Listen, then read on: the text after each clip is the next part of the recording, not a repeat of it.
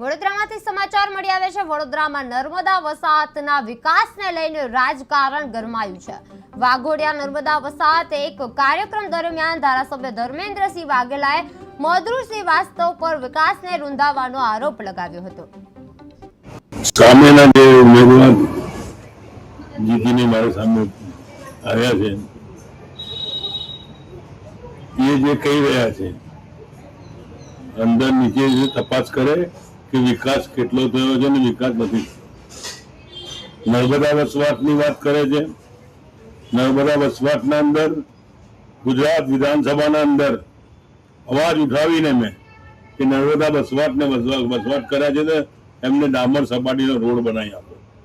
તો 264 વસાહતો છે ગુજરાતની।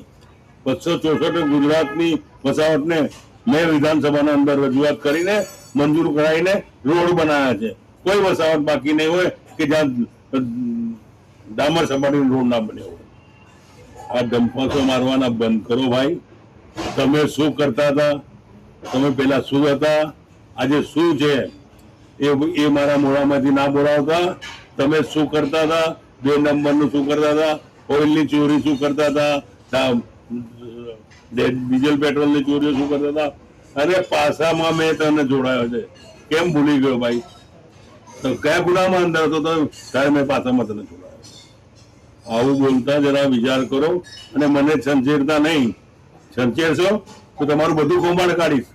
અને મારા તો 40 વર્ષના ઇતિહાસમાં 40 વર્ષના ઇતિહાસમાં એક બી ગુજરાતનો વ્યક્તિ યા બિલ્ડર યા કોઈ બી ઉદ્યોગપતિ શોધી લાવજો કે મેં કોઈનો રૂપિયા લઈને કામ કર્યો હોય, ક્યાં ભ્રષ્ટાચાર કર્યો હોય, ક્યાં કઈ ખોટું કામ કર્યું હોય, એવું એક વ્યક્તિ લઈ આવજો, જીવનભરનો તમારો ગુલામ બની જઈશ।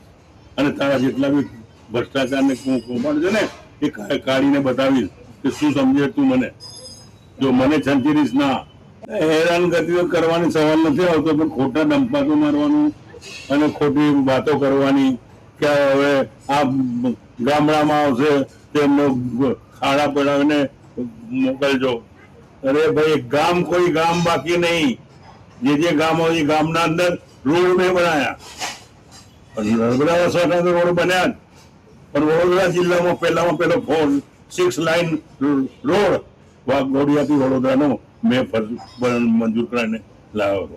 પછી 6 લાઇનના રોડો ડભોઈ બન્યા અને બધી ઠેકાણે બન્યા। વિકાસ જે કર્યો છે તમારો એક બી વિકાસ બતાવો।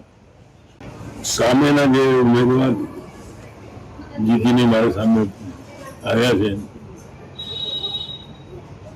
એ જે કહી રહ્યા છે અંદર નીચે જે તપાસ કરે કે વિકાસ કેટલો થયો છે અને વિકાસ નથી। નર્મદા વસવાટની વાત કરે છે।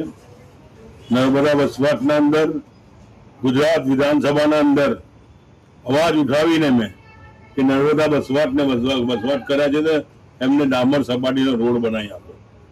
તો 264 વસાહતો છે ગુજરાતની। 264 ગુજરાતની વસાહતને મેં વિધાનસભાના અંદર રજૂઆત કરીને મંજૂર કરાવીને રોડ બનાવ્યા છે। કોઈ વસાહત બાકી નહીં હોય કે જ્યાં ડામર સપાટીનો રોડ ના બન્યો હોય। આ ડંપાસો મારવાના બંધ કરો ભાઈ। તમે શું કરતા હતા?